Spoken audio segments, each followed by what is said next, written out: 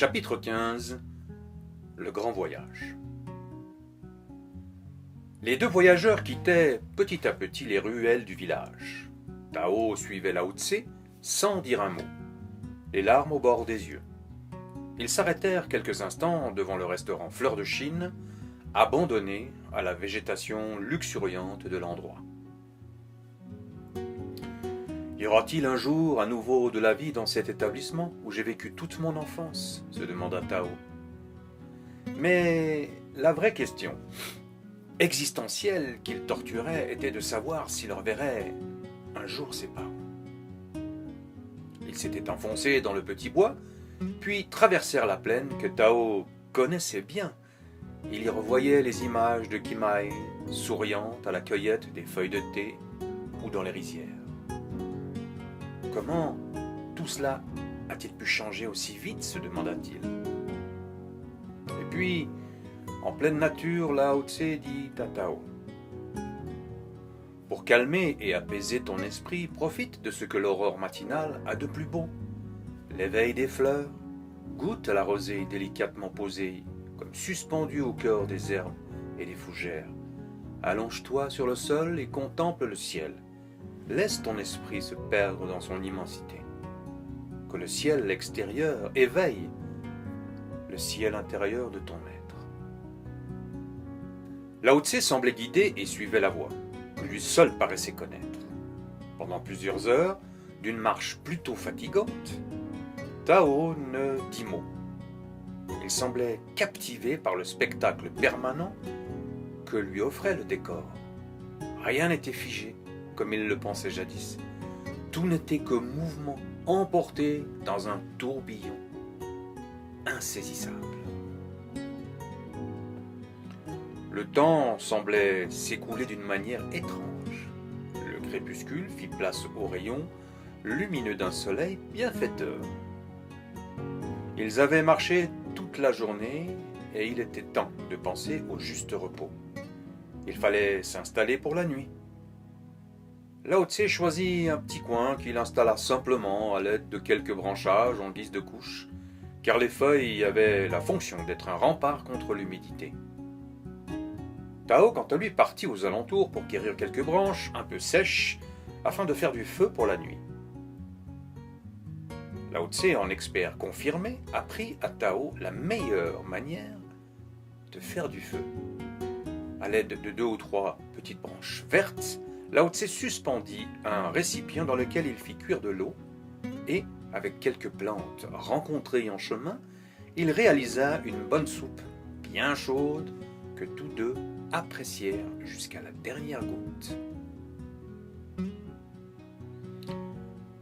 Tao s'allongea sur sa couche, remonta sa couverture sur les épaules, pendant que Lao Tse plaçait de grosses bûches dans le feu afin d'éloigner les prédateurs nombreux dans la région. Des craquements dans la pénombre empêchèrent Tao de s'endormir.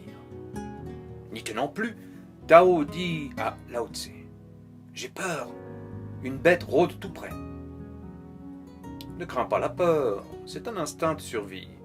Utilise-la dans ce sens. La peur est au cœur même de la sagesse. L'ignorer mène à des actes déraisonnables. Tao saisit l'épée sacrée de Tamo et regarda les yeux du tigre pour voir si les rubis devenaient étincelants, signe précurseur de la visite de Chung et Kuo. Lao Tse tranquillisa Tao et lui raconta un petit bout de son aventure lorsqu'il vivait seul dans sa grotte à la recherche de son véritable être. Quelques animaux et rongeurs passèrent sans s'arrêter, plutôt effrayés par les flammes. Rien ni personne ne vint perturber le repos bien mérité de nos deux aventuriers. Au petit jour, lorsque Tao ouvrit les yeux, Lao Tse était assis, en position de méditation. Dans la largeur de son champ de vision, il vit le jeune homme bouger et lui dit de venir goûter à l'éveil de l'esprit, puis à l'action. Tao rejoignit son grand maître, s'installa près de lui, avant de lui demander « Avez-vous bien dormi ? Moi, je n'ai pas réussi à fermer l'œil de la nuit, dit-il. Je peux te dire que tu as même fermé les deux, dit Lao Tse. Je n'ai pas besoin de trop dormir. Il me suffit lorsque je dors de le faire profondément. Il en va de même pour se nourrir. Comment cela? Répondit Tao. Tout le monde mange et tout le monde dort. Mais tous ne mangent pas quand ils mangent et tous ne dorment pas quand ils dorment. Mange quand tu manges et dors quand tu dors signifie être totalement présent dans chacune de tes actions sans qu'aucune distraction de l'ego ne t'éloigne de cette présence. C'est cela l'intégration. Elle devra devenir ta nourriture quotidienne. Lao Tse invita son jeune disciple à partager ses exercices de libération de l'énergie interne et d'assouplissement articulaire. Tao connaissait bien ces exercices et il les utilisait chaque jour dans sa pratique de disciple de Shaolin. Lao Tse prodigua encore quelques conseils, puis rassembla ses affaires, dispersa les cendres et les restes de bois brûlés afin de ne pas laisser de traces de leur passage. Ils reprirent la marche accompagnés par un rayon de soleil levant, semblant leur montrer la direction à suivre. Lao Tse, en chemin, s'arrêta auprès d'un arbre d'où tombaient de gigantesques lianes souples et vertes. Il coupa quelques lianes qu'il enroula autour d'un petit morceau de bois et se dirigea vers une petite rivière qui coulait sereinement. Nous sommes sur la bonne voie. Cette rivière nous conduira au lac Taipanchan. Il posa ses affaires sur la berge et s'allongea quelques instants à côté du cours d'eau.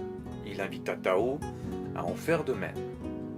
Tao se coucha près du grand maître et écouta. Observe la rivière. Laisse ton esprit se mêler à la course de l'eau. Unis-toi à son murmure continu. Laisse la brise matinale te caresser le visage. Laisse le chant des oiseaux bercer ton oreille. Laisse la terre révéler à ta chair propre sa force, sa fertilité. Il n'y a ni froid ni chaud, ni peur dans cette errance matinale. Sois comme cette plume, guidée tour à tour par l'eau et le vent. Elle ne se laisse jamais engloutir, elle ne lutte pas, elle se laisse guider par des forces qui la dépassent. Laisse la nature divine te pénétrer sans rien retenir. Laisse cette force te traverser et ne retiens que l'essence subtile qu'elle aura laissée en toi. Le temps de réunir leurs affaires, ils reprirent la route. Quelques heures plus tard, Lao Tse tailla une branche de bois et se fabriqua un arc. Il déroula les lianes qu'il coupa en fines lamelles et les fixa à chaque extrémité de la branche. Ainsi, il obtint un véritable arc. Tao eut la délicate mission de tailler des petites baguettes qu'il allait servir pour faire des flèches. Lao Tse expliqua à Tao comment recueillir une substance un peu pâteuse extraite d'une écorce d'un arbre particulier qui avait des vertus soporifiques. Ils enduirent la pointe des flèches taillées avec cette pâte, puis partirent à la chasse. Lao Tse connaissait bien cette région qu'il avait jadis traversée de long en large. Cette portion de forêt regorgeait de petits oiseaux de la taille des merles et qui, selon lui, avaient un goût exquis. Il s'agenouilla, comme le félin guettant sa proie, puis saisit son arc et une flèche qu'il engagea sur la corde tendue. Il attendit de longues secondes avant de fermer les yeux et de lâcher sa flèche. Plus loin, à une dizaine de mètres, quelques plumes volèrent aux alentours et le volatile s'abattit sur le sol, la flèche en plein cœur. La patte sur la flèche n'avait servi à rien, car elle n'aurait été utile que si l'animal avait été blessé. Il se serait alors endormi sans souffrir. Mais là, sûr qu'il était mort sur le coup. Tao alla ramasser avec délicatesse la petite victime et la ramena à son maître, pour lequel il avait une admiration sans limite. « Mais comment avez-vous fait pour le toucher en plein cœur, les yeux fermés, maître ?» demanda Tao. « Mes yeux étaient fermés au moment de lâcher la flèche, car à ce moment très précis, j'étais l'arc, la flèche et la cible à la fois.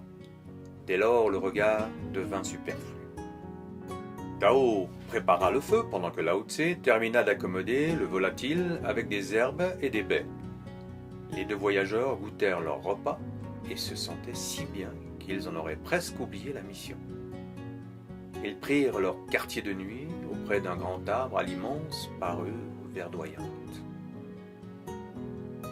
Lao Tse s'enduisit tout le corps avec de la terre humide et pria Tao d'en faire de même, car la région était infestée de moustiques de toutes sortes, ainsi que de parasites nuisibles attirés par la lumière des flammes.